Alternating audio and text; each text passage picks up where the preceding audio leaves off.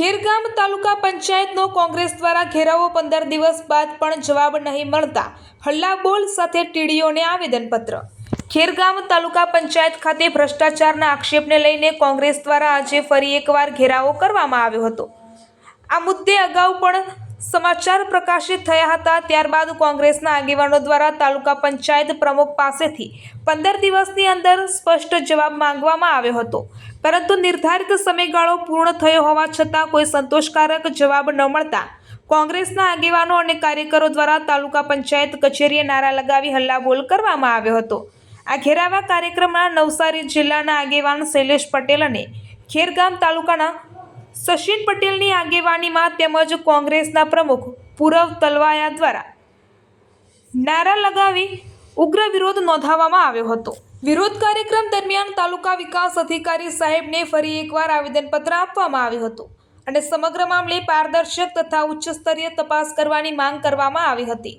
આ દરમિયાન ટીડીઓ સાહેબ દ્વારા ફરી સમય માંગવાની અને તારીખ આપવાની રજૂઆત કરવામાં આવતા નવસારી જિલ્લા આગેવાન શૈલેષ પટેલે તીવ્ર પ્રક્રિયા આપતા જણાવ્યું હતું કે વારંવાર સમય માંગવો છો અને તારીખ આપો છો, તો આખરે આ પ્રક્રિયા ક્યાં સુધી ચાલશે? પ્રજાના પ્રશ્નોના નિરાકરણ માટે જવાબદારીપૂર્વક અને સમયસર નિર્ણય લેવો જરૂરી છે। તાલુકા પંચાયત કચેરીના ઘેરાવાને પગલે વાતાવરણ ઉગ્ર ન બને તે માટે પોલીસ પ્રશાસન પણ સ્થળ પર દોડી આવ્યું હતું અને સમગ્ર પરિસ્થિતિ પર નજર રાખી હતી।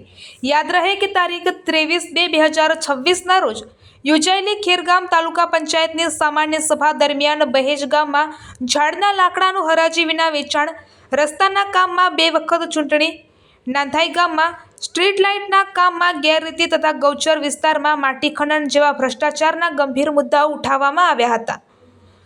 કોંગ્રેસના આગેવાનો દ્વારા ચેતવણી આપવામાં આવી છે કે જો આ મુદ્દાઓની નિષ્પક્ષ તપાસ કરી જવાબદારી નક્કી નહીં કરવામાં આવે તો આવનારા સમયમાં જિલ્લા અને રાજ્ય સ્તરે ઉગ્ર આંદોલન કરવામાં આવશે। વાત્સલ્ય સમાચાર, દીપક પટેલ, ખેરગામ।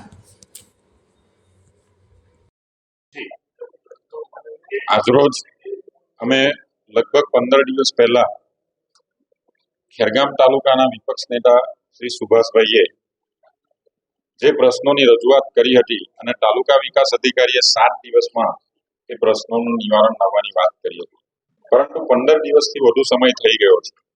બેજ ગામમાં કે જ્યાં ગૌચરની જગ્યામાંથી માટી ખનન થયું છે, વૃક્ષો કપાયા છે અને બારોબાર વેચાઈ ગયા છે, એટલે કે ચોરી થઈ છે। રસ્તાઓ કે જે લગભગ બને અને બીજા મહિને રસ્તાઓ ત્યાં સ્થળ ઉપર જોવા જ નહીં મળે એવો ભ્રષ્ટાચાર ખેરગામમાં કે જે કદીએ જોવા ના મળ્યો હોય એવો ભ્રષ્ટાચાર યુક્ત તાલુકો થઈ ગયો છે। ત્યારે એની રજૂઆતો લઈને અમે તાલુકા વિકાસ અધિકારી પાસે આવ્યા હતા। ફરી પાછી 1 અઠવાડિયા માટેની મુદત તાલુકા વિકાસ અધિકારીશ્રીએ માગી છે, પરંતુ અમારી જે માંગણીઓ છે કે જે માટી ચોરો છે એમની ઉપર FIR થવી જોઈએ અને 7 દિવસની અંદર યોગ્ય તપાસ કરીને જો એમની પાસે FIR નહીં કરવામાં આવશે તો અમે એ પ્રશ્નને અમારા ધારાસભ્ય શ્રી વિધાનસભામાં પણ લઈ જશે અને અમે ફરી પાછા તાલુકા પંચાયતના દ્વાર નહીં ખટખટાવશું પણ તાલુકા પંચાયતનો ઘેરાવ કરીશું। આદિ રીતનો જે રસ્તો ખોદી નાખવામાં આવ્યો હતો, હદ સુધી નથી બનાવવામાં આવ્યો હતો, નફટાઈ કહેવો કે જાડી ચામડીના અધિકારીઓ કહેવો, વારંવાર અમારા વિપક્ષ નેતાશ્રીએ એમની રજૂઆત કરી છે, પરંતુ એમની ઉપર પણ FIR થવી જોઈએ કે એમની ઉપર કોઈ કડક કાર્યવાહી થવી જોઈએ। એના બદલે એમને છાવરવાનું કામ કર્યું છે અને અધિકારીઓ સત્તા પક્ષથી દબાય છે એ અહીં સ્પષ્ટ થાય છે, પરંતુ લોકશાહીમાં કોઈ સત્તા પક્ષ ખોટો નથી, લોકો હોય છે અને લોકોના પ્રશ્ન હંમેશા ઉજાગર કરવાનું કામ કોંગ્રેસ પાર્ટી કરે છે। આરોપ પ્લાનમાં પણ ભ્રષ્ટાચાર થયો છે। ભ્રષ્ટાચાર એટલે ભાજપ અને ભાજપ એટલે ભ્રષ્ટાચાર, ક્યાંય પણ ભ્રષ્ટાચાર હોય એટલે ભાજપ ત્યાં હોય જ। અને હવે સમય આવી ગયો છે કે ભ્રષ્ટાચાર મુક્ત ગુજરાત બનાવવું હોય, ભ્રષ્ટાચાર મુક્ત નવસારી જિલ્લો બનાવવો હોય, ભ્રષ્ટાચાર મુક્ત ખેરગામ તાલુકો બનાવવો હોય તો ભાજપને ભગાવવું પડે અને ભાજપ ભાગે એટલે ભ્રષ્ટાચાર ભાગે। ખેરગામ તાલુકાના જેટલા વિકાસના કામ, ખેરગામ તાલુકા પંચાયતના જેટલા પદાધિકારીઓ છે, એટલા કોન્ટ્રાક્ટર, અમને પેટા કોન્ટ્રાક્ટર લઈને સંપૂર્ણ ખેરગામ તાલુકાને દલાલ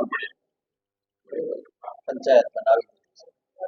એ લોકો ખેરગામ તાલુકા પંચાયત પાસેથી કામ લઈને પેટા કોન્ટ્રાક્ટરો આપે છે અને રસ્તાની એટલી બધી ખરાબ ગુણવત્તા છે કે લહેરગામમાં ગઈ વખતે મંગુભાઈ એક રસ્તો બનેલો 24 કલાકની અંદર આખો રસ્તો ખોળાય એ રસ્તો વિકાસના કામોમાં નાધઈની અંદર પ્રોટેક્શન વોલ બનાવી એ ધોવાઈ ગઈ ત્યાં અડધું રૂપિયા નથી થઈ અમારા બાવડી ફરિયાની અંદર 3 લાખ રૂપિયાનો 2.5 થી 3 લાખ રૂપિયાનો રસ્તો હતો સિલકોટ મારીને કરવા માટે આ ટાઈપનો ભ્રષ્ટાચાર ખેરગામ તાલુકા પંચાયત કરી હતી.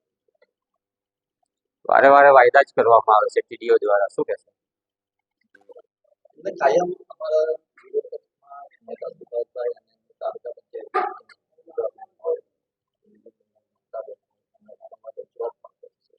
ગઈ વખતે પણ તારીખ 23મી સામાન્ય સભા હતી. એમાં જે ભ્રષ્ટાચારના પ્રશ્નો હતા એને લઈને અમે તાલુકા પંચાયતના પ્રમુખ પાસે જવાબ માંગવાનો પ્રયત્ન કર્યો હતો, પરંતુ પાછલા બારણેથી તાલુકા પંચાયત પ્રમુખ છૂટ્યા હતા અને જવાબ નહીં આપવા પડ્યો એમ કરીને પણ એ ભ્રષ્ટાચારના નુકસાન અહીંયા આપી દેવામાં.